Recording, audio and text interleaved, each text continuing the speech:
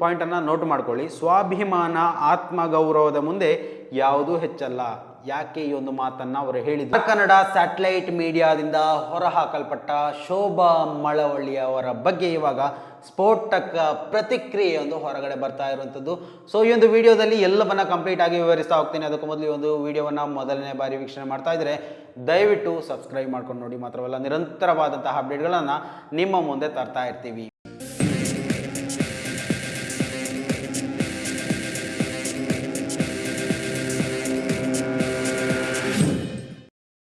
ಶೋಭಾ ಮಳವಳ್ಳಿ ಅವರ ವಿಚಾರ ಯಾಕೆ ಪ್ರಮುಖವಾದದ್ದು ಅಂತ ಕೇಳಿದರೆ, ಬರೀ ಶೋಭಾ ಮಳವಳ್ಳಿಗೆ ಮಾತ್ರ ಇದು ಸೀಮಿತ ಆಗಿರೋದಿಲ್ಲ. ಇಲ್ಲಿ ಒಂದು ರೀತಿಯಲ್ಲಿ ಆಧಿಪತ್ಯವನ್ನು ಸ್ಥಾಪಿಸೋಕೆ ಬಂದಂತಹ ಕೆಲವೊಂದು ಪತ್ರಕರ್ತರು ತಮ್ಮ ಹೆಸರನ್ನು, ಪ್ರತಿಷ್ಠೆಯನ್ನು ಅಥವಾ ಬೇರೆ ಏನಾದರೂ ಒಂದು ಆಮಿಷಕ್ಕೆ ಒಳಗಾಗಿ ಇಲ್ಲಿ ಪತ್ರಕರ್ತರು ಅನ್ನುವಂತಹ ನಾಮ ನಿರ್ದೇಶನದಲ್ಲಿ ಬಂದಂತಹ ಕೆಲವೊಂದು ವ್ಯಕ್ತಿಗಳು ಮಣ್ಣು ಪಾಲಾದಂತಹ ವಿಚಾರ ಎಲ್ರಿಗೂ ಗೊತ್ತಿರುವಂಥದ್ದು. ಅದಕ್ಕೆ ಹೆಸರು ಹೇಳಬೇಕು ಅಂತಿಲ್ಲ, ಕೆಲವೊಂದು ಮಾಧ್ಯಮಗಳೇ ಅದಕ್ಕೆ ಸಾಕ್ಷಿ. ಎಷ್ಟೊಂದು ಉತ್ತುಂಗದಲ್ಲಿದ್ದಂತಹ ಒಂದು ಮಾಧ್ಯಮದ TRP ಹಾಗೆ ಪಾತಾಳಕ್ಕೆ ಹೋಗೋದಕ್ಕೆ ಅವರು ಮಾಡಿರುವಂತಹ ಅಕ್ರಮಗಳು, ಅನ್ಯಾಯಗಳೇ ಅದಕ್ಕೆ ಸಾಕ್ಷಿ.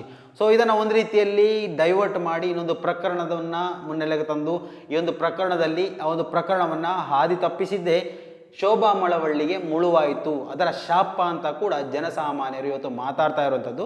ಸೊ ಇವತ್ತು ಆ ಒಂದು ವಿಚಾರದಲ್ಲಿ ಈ ಒಂದು ವಿಡಿಯೋನ ಮಾಡಲೇ ಇಲ್ಲ. ಶೋಭಾ ಮಳವಳ್ಳಿ ಅವರು ಈ ಒಂದು ವಿಚಾರದ ಬಗ್ಗೆ ತಮ್ಮ ಸೋಷಿಯಲ್ ಮೀಡಿಯಾ ಹ್ಯಾಂಡಲಲ್ಲಿ ಅವರು ಈ ವಿಚಾರವನ್ನು ಪ್ರಸ್ತಾಪ ಮಾಡಿರುವಂಥದ್ದು.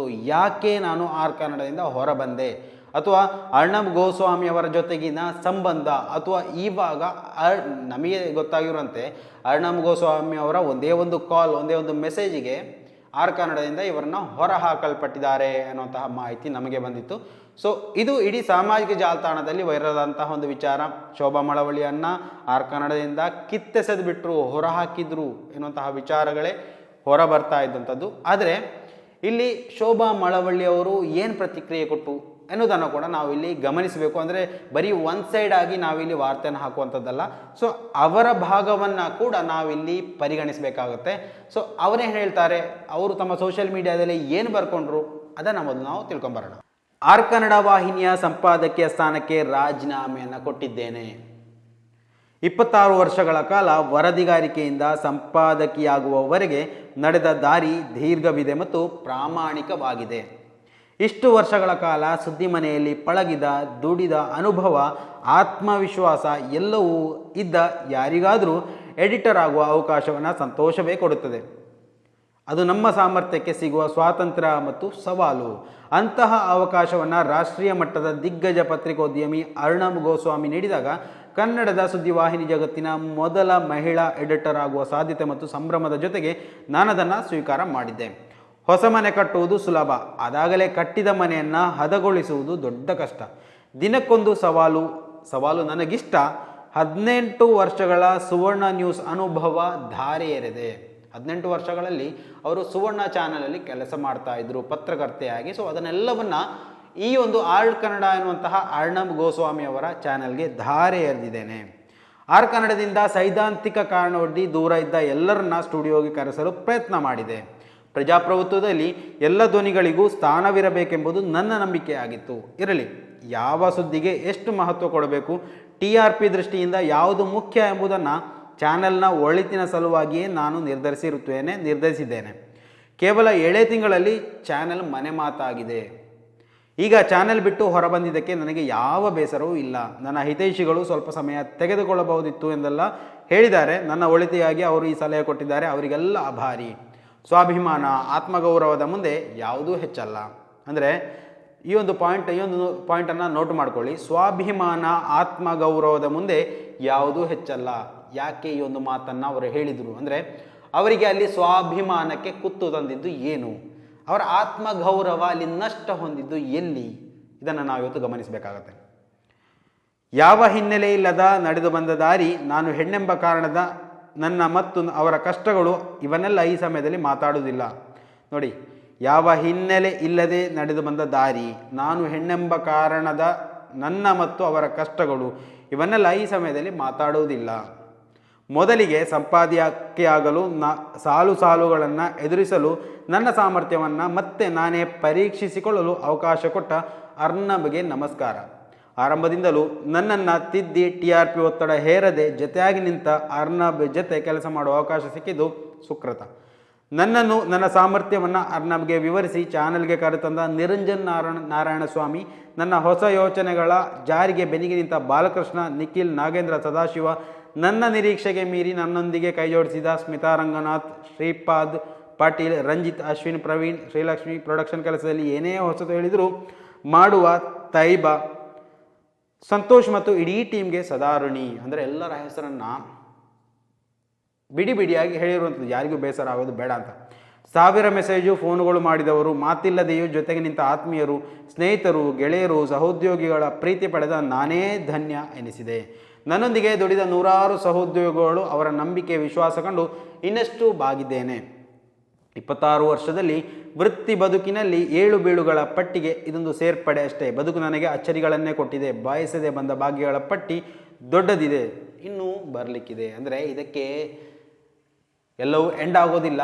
ಬಯಸದೆ ಬಂದ ಭಾಗ್ಯಗಳ ಜೊತೆಯಲ್ಲಿ ಇದು ಒಂದು ಇನ್ನೂ ಕೂಡ ಅಂತಹದೇ ಭಾಗ್ಯಗಳು ಬರಲಿಕ್ಕಿದೆ ಎನ್ನುವಂತಹ ಹೇಳಿಕೆಯನ್ನು ಕೊಟ್ಟಿರುವಂಥದ್ದು. ಈ ಒಂದು ಹೇಳಿಕೆಯಲ್ಲಿ ಪ್ರತಿಕ್ರಿಯೆಯಲ್ಲಿ ಗಮನಿಸಬೇಕಾದ 1-2 ಪಾಯಿಂಟ್ಗಳಿದೆ. ಅಂದರೆ ನಾನು ಹೆಣ್ಣು ಎನ್ನುವಂಥ ಒಂದು ಕಾರಣಕ್ಕೆ ನಾನು ಮತ್ತು ಅವರ ನಡುವೆ ಆಗುವಂತಹ ವಿಚಾರಗಳು, ಮೇ ಬಿ ಅಲ್ಲಿ ಹೆಣ್ಣೆಂಬ ಕಾರಣಕ್ಕೆ ಅವರನ್ನು ತಾತ್ಸಾರ ಮಾಡುವಂತಹ ಕೆಲವೊಂದು ಪ್ರಕ್ರಿಯೆಗಳು ಅರ್ನಬ್ ಗೋಸ್ವಾಮಿಯ ಕನ್ನಡದಲ್ಲಿ ನಡೆದಿತ್ತ ಎನ್ನುವಂಥ ಪ್ರಶ್ನೆಗಳು ಕೂಡ ಉದ್ಭವ ಆಗಿರುವಂಥದ್ದು. ಮಾತ್ರ ಅಲ್ಲ, ಅಲ್ಲಿ ಆಗಿರುವಂತಹ ಬೆಳವಣಿಗೆಗಳು, ತಾತ್ಸಾರಗಳು ಇವೆಲ್ಲವನ್ನು ಇಲ್ಲಿ ವಿವರಿಸಲು ಇಷ್ಟಪಡೋದಿಲ್ಲ ಅಂತ ಕೂಡ ಹೇಳಿರುವಂಥದ್ದು. ಸೊ ಇವೆಲ್ಲವೂ ಒಂದು ರೀತಿಯಲ್ಲಿ ದೊಡ್ಡ ಮಟ್ಟದಲ್ಲಿ ಸುದ್ದಿ ಆಗ್ತಾ ಇರುವಂಥದ್ದು, ಪ್ರಶ್ನಾತೀತವಾಗಿಯೇ ಉಳಿದಿರುವಂಥದ್ದು. ಸೊ ಈ ಒಂದು ವಿಚಾರದಲ್ಲಿ ಸಂಕ್ಷಿಪ್ತವಾದಂತಹ ಪ್ರತಿಕ್ರಿಯೆಯನ್ನು ಶೋಭಾ ಮಳವಳ್ಳಿ ಅವರಿಗೆ ಕೊಡ್ಬೋದಿತ್ತು. ಇಲ್ಲಿ ಅಲ್ಲಿಗೂ ತಾಗಬಾರ್ದು, ಮುಂದೆ ನನ್ನ ಜೀವನದಲ್ಲಿ ಏನು ಡ್ಯಾಮೇಜ್ ಆಗಬಾರ್ದು ಎನ್ನುವಂತಹ ಒಂದು ರೀತಿಯಲ್ಲಿ ಪ್ರತಿಕ್ರಿಯೆ ಕೊಟ್ಟ ಹಾಗೆ ಇತ್ತು. ಟೋಟಲಿ ಈ ಒಂದು ವಿಚಾರವನ್ನು ಗಮನಿಸುವುದಾದರೆ ಶೋಭಾ ಮಳವಳ್ಳಿ ಅವರಿಗೆ ಆ ಒಂದು ಕನ್ನಡದಲ್ಲಿ ಏನೋ ಒಂದು ಸಂಭವಿಸಿದೆ. ಅವರನ್ನು ಕನ್ನಡ ನಿರ್ದಾಕ್ಷಿಣ್ಯವಾಗಿ ಕಿತ್ತು ಹಾಕಿದೆ ಎನ್ನುವಂತಹ ಆ ಒಂದು ಸುದ್ದಿಗಳು ನಿಜಕ್ಕೂ ನಿಜವೇ ಆಗಿದೆ ಅಂತ ಈ ಒಂದು ಪ್ರತಿಕ್ರಿಯೆಯಿಂದ ನಮಗೆ ಗೊತ್ತಾಗ್ತಾ ಇರುವಂಥದ್ದು. ಏನೋ ಒಂದು ಬೆಳವಣಿಗೆ ನಡೆದಿದೆ. ಅರ್ನಬ್ ಗೋಸ್ವಾಮಿ ಅವರು ಅವರನ್ನು ನಿರ್ದಾಕ್ಷಿಣ್ಯವಾಗಿ ಈ ಒಂದು 7-8 ತಿಂಗಳುಗಳ ಕಾಲ ಅವರು ತಮ್ಮ ಜೀವನವನ್ನೇ ಅದಕ್ಕೆ ಅರ್ಪಿಸಿದರು ಅಂತ ಹೇಳಿದರು. ಆದರೂ ಕೂಡ ಅದ್ಯಾವುದನ್ನು ಪರಿಗಣಿಸದೆ ಅರ್ನಬ್ ಗೋಸ್ವಾಮಿ ಅವರನ್ನು ಅಲ್ಲಿಂದ ಕಿತ್ತು ಬಿಸಾಡಬೇಕು ಅಂದರೆ ಕನ್ನಡದ TRP ಪಾತಾಳಕ್ಕೆ ಕುಸಿದಿರುವುದೇ ಇದಕ್ಕೆ ಪ್ರಮುಖ ಕಾರಣ. ಸೊ ಇಲ್ಲಿ TRPಯ ಒತ್ತಡ ಇಲ್ಲ ಅಂತ ಅವರು ಇಲ್ಲಿ ಮೆನ್ಷನ್ ಮಾಡಿದರೂ ಕೂಡ ಒಬ್ವಿಯಸ್ಲಿ ಇಂತಹ ಒಂದು ಪ್ರತ್ಯೇಕವಾದಂತಹ ಮಾಧ್ಯಮಗಳು TRP ಇಲ್ಲದೆ ಬದುಕಲು ಸಾಧ್ಯ ಇಲ್ಲ. TRPಗಾಗಿಯೇ ಮಾಧ್ಯಮವನ್ನು ಬೆಳೆಸಬೇಕಾಗುತ್ತೆ. ಅದರಲ್ಲಿ ಹಲವು ಸುಳ್ಳುಗಳಿರುತ್ತೆ, ಹಲವು ಅಜೆಂಡಾಗಳಿರುತ್ತೆ, ಹಲವು ಆಮಿಷಗಳಿರುತ್ತೆ, ಹಲವು ಬೆದರಿಕೆಗಳಿರುತ್ತೆ. ಎಲ್ಲವನ್ನು ಒಳಗೊಂಡಂತಹ ಒಂದು ದೊಡ್ಡ ನಾವು ಅಂಡರ್ ವರ್ಲ್ಡ್ ಡಾನ್ ಅಂತ ನಾವೇನು ಕೇಳಿದ್ದೀವಿ, ಇವತ್ತು ಮಾಧ್ಯಮಗಳೇ ಅತಿ ದೊಡ್ಡ ಅಂಡರ್ ವರ್ಲ್ಡ್ ಡಾನ್ ಆಗಿ ಕೆಲಸ ಮಾಡ್ತಾ ಇರುವಂಥದ್ದು. ಅದರ ಭಾಗವಾಗಿ ಕೆಲವೊಂದು ಕಾಲಾಳುಗಳು ಕೂಡ, ಅವರಲ್ಲಿ ಈ ಶೋಭಾ ಮಳವಳ್ಳಿ ಕೂಡ ಒಬ್ಬರು. ಸೊ ಇಲ್ಲಿ ನೋಡಿ, ಪತ್ರಕರ್ತರು ಯಾವ ರೀತಿಯಲ್ಲಿ ಅಧಪತನದತ್ತ ಸಾಗ್ತಾ ಇದ್ದಾರೆ ಅಂತ ಹೇಳಿದರೆ, ದುಡ್ಡಿನ ಹಿಂದೆ, ಆಮಿಷದ ಹಿಂದೆ, ಬೆದರಿಕೆ ಹಿಂದೆ ಸೊ ಏನೋ ಒಂದು ಕೆಲಸವನ್ನು ಮಾಡ್ತಾರೆ. ನಂತರ ನಿರಂತರವಾಗಿ ಅದನ್ನು ಮಾಡಲೇಬೇಕಾದಂತಹ ಪರಿಸ್ಥಿತಿಗೆ ತಮ್ಮನ್ನು ತಾವೇ ತಂದೊಡುವಂತಹ ಒಂದು ಪರಿಸ್ಥಿತಿ. ಅದಕ್ಕೆ ಕೆಲವೊಂದು ನಾವು ಕೇಳಿ ಇವಾಗ ನಾವು ಹೇಳುವಂತಹ ಪ್ರಮುಖ ಪತ್ರಕರ್ತರಲ್ಲಿ ಸುಬ್ರಹ್ಮಣ್ಯ ಎಸ್ ಹಂಡಿಗೆ ಅವರು, ಅದು ಯಾರೇ ಆಗಿರಲಿ ನೋಡಿ, ರೆಹಮಾನ್ ಹಾಸನ್ ಅವರಿದ್ದಾರೆ ಅಥವಾ ಚಂದನ್ ಶರ್ಮಾ ಇದ್ದಾರೆ, ಯಾರೇ ಇರಲಿ, ಅವರು ಇವತ್ತು ಒಂದು ಮಾಧ್ಯಮದ ಬೆನ್ನೆಲುಬಾಗಿ ಸ್ಯಾಟಲೈಟ್ ಮೀಡಿಯಾದೊಂದಿಗೆ ನಿಂತವರು. ಆದರೆ ನಾವಿಲ್ಲಿ ಗಮನಿಸಬೇಕಾದಂತಹ ಅವರ ವ್ಯಕ್ತಿ ಅಂತ ಹೇಳಿದರೆ ಸುಬ್ರಹ್ಮಣ್ಯ ಎಸ್ ಹಂಡಿಗೆ ಅವರು ಕಿರಿಯ ಪತ್ರಕರ್ತನಾಗಿರಲಿ, ಹಿರಿಯ ಪತ್ರಕರ್ತನೇ ಆಗಿರಲಿ ಅಥವಾ ಏನೇ ಆಗಿರಲಿ, ಅವರು ತೆಗೆದುಕೊಂಡಂತಹ ಒಂದು ನಿರ್ಧಾರದಲ್ಲಿ ನಿಜಕ್ಕೂ ನಮಗೂ ಅಭಿಮಾನ ಇದೆ. ನೋಡಿ, ಸ್ವತಂತ್ರ ಪತ್ರಿಕೋದ್ಯಮ, ಯಾವುದೇ ಒತ್ತಾಸೆಗಳಿಲ್ಲ, ಯಾವುದೇ ಆಮಿಷಗಳಿಲ್ಲ, ಯಾವುದೇ ವಾರ್ತೆಗಳನ್ನು ಹಾಕಬೇಕು ಅಂತ ಹೇಳುವಾಗ ಯಾರದೇ ಒತ್ತಡಗಳಿಲ್ಲ. ನೀನು ಅದೇ ಹಾಕು, ಇದೇ ಮಾತಾಡು, ನಾನು ಬರೆದು ಕೊಟ್ಟಿದ್ದನ್ನೇ ಓದು ಎನ್ನುವಂತಹ ವಿಚಾರಗಳಿಲ್ಲ. ತನಗೆ ಸ್ವತಂತ್ರವಾಗಿ ತನ್ನ ದೇಶದಲ್ಲಿ ಏನು ನಡೀತಾ ಇದೆ, ತನ್ನ ದೇಶಕ್ಕೆ ಯಾರಿಂದ ಅನ್ಯಾಯ ಆಗ್ತಾ ಇದೆ, ಅಥವಾ ದೇಶದಲ್ಲಿ ಆಗ್ತಾ ಇರುವಂತಹ ಈ ಒಂದು ದಂಗಲ್ಗಳ ವಿಚಾರಗಳಲ್ಲೂ, ಅಥವಾ ಭಾಷೆಯ ವಿಚಾರದಲ್ಲಿ ಇರ್ಬೋದು, ಜಾತಿಯ ವಿಚಾರ ಇರ್ಬೋದು, ಧರ್ಮದ ವಿಚಾರ ಇರ್ಬೋದು, ಇವೆಲ್ಲದರ ಬಗ್ಗೆ ಕೂಲಂಕುಷವಾಗಿ ಒಂದು ರೀತಿಯಲ್ಲಿ ಒರಿಜಿನಲ್ ಜರ್ನಲಿಸಮ್ ಎನ್ನುವಂತಹ ಒಂದು ಪದಕ್ಕೆ ಅರ್ಥ ತರುವಂತಹ ರೀತಿಯಾಗಿನ ಕೆಲವೊಂದು ವಿಚಾರಧಾರೆಗಳನ್ನು ಹೊರಗೆ ಹಾಕುವಂತಹ ವಿಚಾರಗಳೇನಿದೆ ನಿಜಕ್ಕೂ ಸೆಲ್ಯೂಟ್ ಹೊಡಿಲೇಬೇಕು. ಅವರು ಈ ಒಂದು ಸ್ವತಂತ್ರ ಪತ್ರಿಕೋದ್ಯಮಕ್ಕೆ ಬಂದು ಅವರಿಗೆ ಯಾವುದೇ ಲಾಸಸ್ ಸಂಭವಿಸಿಲ್ಲ ಅನ್ನೋದಕ್ಕೆ ಇದೇ ಒಂದು ಉದಾಹರಣೆ. ಸೊ ಪತ್ರಕರ್ತರು ಯಾವುದೇ ಒತ್ತಾಸೆಯಲ್ಲಿ ಒತ್ತಡದಲ್ಲಿ ಕೆಲಸ ಮಾಡೋದು ಸರಿಯಲ್ಲ.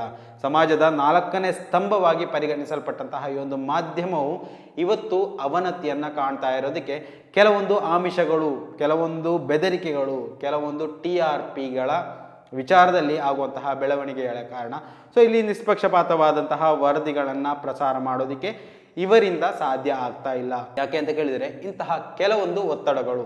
ಸೊ ಇಲ್ಲಿ ಶೋಭಾ ಮಳವಳ್ಳಿ ಅವರು ಯಾವ ರೀತಿಯಲ್ಲಿ ಏನು ಆದರೂ ಅನ್ನೋದಕ್ಕಿಂತಲೂ ಹೆಚ್ಚಾಗಿ ಸಮಾಜ ನೋಡಿದಂತಹ ಕೆಲವೊಂದು ವಿಚಾರಗಳಿದೆ, ಕೆಲವೊಂದು ಪ್ರಕರಣಗಳ ಬಗ್ಗೆ ಅವರು ತೆಗೆದುಕೊಂಡಂತಹ ನಿರ್ಧಾರಗಳು ಗೊತ್ತಿದೆ. ಸೊ ಆ ಒಂದು ಕಾರಣಕ್ಕೆ ಇವತ್ತು ಚೀತು ಅಂತ ಉಗಿತಾ ಇರುವಂಥದ್ದು ಅವರನ್ನು. ಅವರು ಒಳ್ಳೆ ಪತ್ರಕರ್ತರಾಗಿರ್ಬೋದು, ಆದರೆ ಕೆಲವೊಂದು ಸನ್ನಿವೇಶಗಳು ಅವರನ್ನು ಯಾವ ರೀತಿಯಲ್ಲಿ ಪಾತಾಳಕ್ಕೆ ತಳ್ಳುತ್ತೆ ಅನ್ನೋದಕ್ಕೆ ಇವರೇ ಒಂದು ಉದಾಹರಣೆ. ಸೊ ಸ್ನೇಹಿತರೆ, ಈ ಒಂದು ವಿಚಾರದಲ್ಲಿ ನಿಮ್ಮ ಅಭಿಪ್ರಾಯಗಳನ್ನು ಕೂಡ ಕಮೆಂಟ್ ಮಾಡಿ. ಮುಂದಿನ ಮಾಹಿತಿಯೊಂದಿಗೆ ಮತ್ತೆ ಭೇಟಿಯಾಗೋಣ. ಅಲ್ಲಿವರೆಗೂ ನಮಸ್ಕಾರ.